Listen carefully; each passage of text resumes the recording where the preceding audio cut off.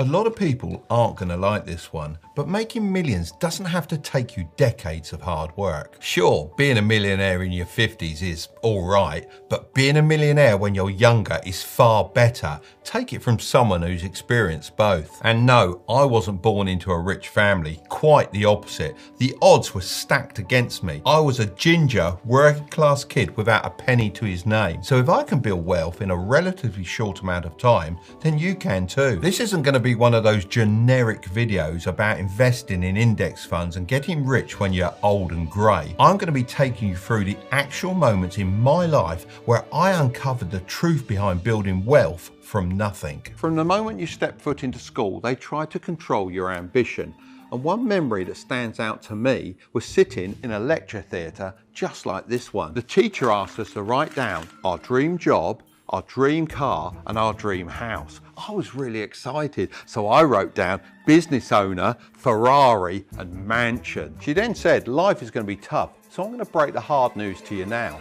You're probably going to have none of those things, so be realistic and lower your expectations. I thought to myself, of course I will. I'll have all of those things, and I've carried that attitude for the whole of my life.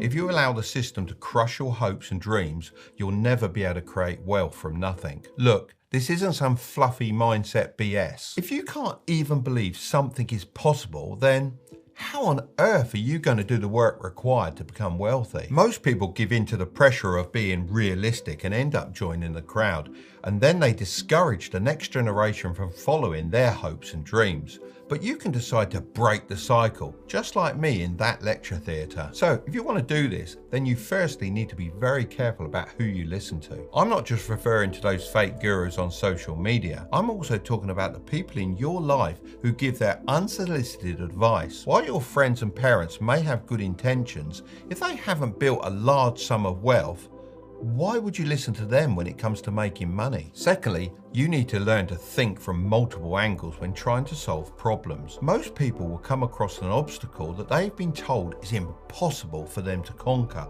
and give up at the first sign of trouble. The more you let these kinds of challenges beat you, the harder it is to break out of the herd, as you're cementing to yourself that you aren't good enough. Whenever I come across a challenge, I think of at least 10 different solutions and then decide on the best way forward. If one doesn't work, then I just try the next one, and so on until I'm successful. Thirdly, you need to step outside your comfort zone. Look, if Harry Potter stayed in the cupboard under the stairs, then he would never have defeated Voldemort. Sorry for the spoilers, but it's so true. Putting yourself in challenging situations helps you grow and improve more than anything else I've ever experienced. When I first joined the workforce as a carpenter's apprentice, I was so excited. It was the job I really wanted to do, but unfortunately, the manager took a bit of a dislike to me and he bullied me practically every day, giving me all the rubbish jobs. I didn't know what to do. I couldn't take it anymore. I came home that night, sat on my couch, and I looked around the room and thought to myself,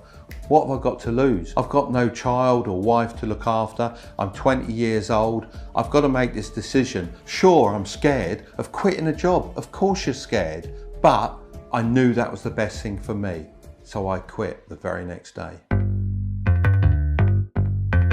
If you're young and have few responsibilities, it's a clear choice to take more risk to increase your income. Of course, I'm not suggesting that you should go and invest all your money in crypto. The risks should be calculated. Looking back, I didn't realise at the time, but the biggest risk in my life would have been staying at that dead-end job. For me, increasing my income meant starting my own business. However, if this isn't for you, you could always start a side hustle or upgrade your job every couple of years. Studies have actually found that you're more likely to build wealth faster by job hopping rather than staying loyal to one company. However, if your goal is to build wealth as fast as possible and you decide to pick the employee route, then you need to choose a career that isn't dependent on how many hours you work, but on the results you achieve. After lots of hard work and many sleepless nights, I managed to open my model shop. It was a huge success. I was reinvesting all of my money in the business to help it grow, that I didn't have time to think about investing. One day, I decided to take on a work experience lad for 2 weeks. And on the first day, all he kept banging on about was stocks and shares. And I thought, what does a 14-year-old know about stocks and shares? Anyway, he mentioned this one particular stock that he said was going to go to the moon. He said, I've got £1,000 and I'm going to pile it all in because I'm so confident. And I thought, well, if he's that confident, I think I'd better have a little go myself. 2 weeks later, I drove into the shop and I had a chat with that young lad and I said to him, do you know how much money you've made today? He said, but Mark, I don't make any money. I'm on work experience. I don't get paid. I said, son, you've made 10 grand today because that share we've bought into has pretty much 10x'd overnight. And I didn't do too bad myself either.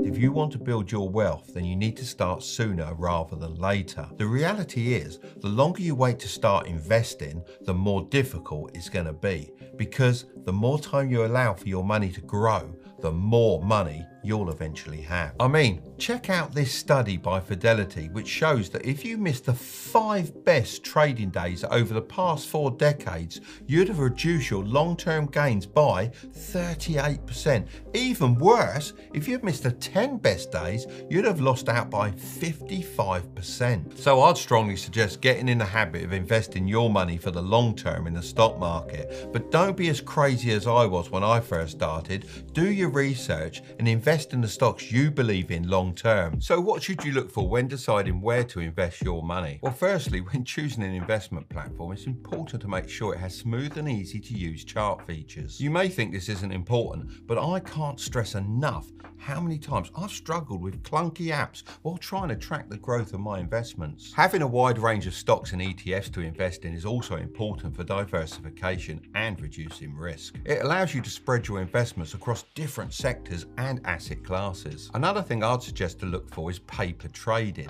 This feature allows you to experience the full investing process using virtual money. It's a great way to practice and refine your knowledge as well as test out new strategies, all without risking any actual money. But if you do this, it's important to treat it like your real money. Otherwise, you'll start changing your strategies when it comes to the real thing and get completely different results. Webull, the sponsor of today's video, offer everything we've just discussed and way more. So get up to 12 free fractional shares, each worth up to $3,000 by clicking the link in the description and depositing any amount of money with Webull US. Just as quickly as I've made my fortune, I could have lost it all. I was friends with one of the richest guys in the UK. He was featured in the top 50 UK rich list, which is pretty impressive.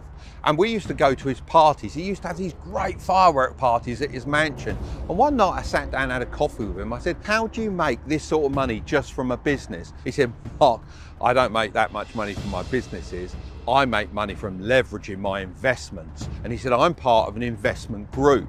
And that group earns 30 to 40 and sometimes even 50% per year.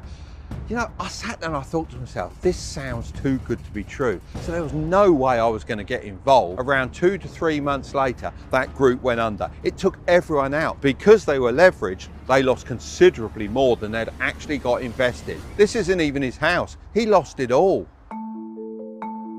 Never invest in something you don't understand. And even if you do believe what you're investing in, don't put all your eggs in one basket. When you spread your investments out, we call this diversification. This is something I highly recommend you do because it reduces your risk exposure. When it comes to my stock market investments, I primarily focus on a strategy called the 3-fund portfolio. This portfolio consists of 3 main components: a total US stock market index fund, a total international stock index fund, and a total bond market fund. These funds allow for diversification across different markets and asset classes, reducing risk while still providing the potential for long-term growth. In addition to my stock market investments, I've also diversified my portfolio by investing in other assets such as real estate, classic cars, and high-end timepieces. This approach allows me to spread my investments across various industries and asset types, further mitigating risk and increasing the potential for good returns. It's key to remember the importance of diversification,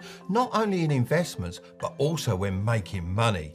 This is otherwise known as having multiple streams of income. My income sources include my physical shops, my distribution company, affiliate income, advertising revenue, stock dividends, and rental income from my various properties. I'm probably missing out a couple, but hopefully this gives you some ideas. So remember, when you're building your empire, constantly be thinking about how you can build different streams of income so that you can't be completely wiped out by one wrong decision. Like my friend. If you want to know 7 side hustles to avoid, then I'm going to leave that video right up there. Don't click on it just yet. Make sure to subscribe if you want to grow your wealth, okay? I'll see you over there.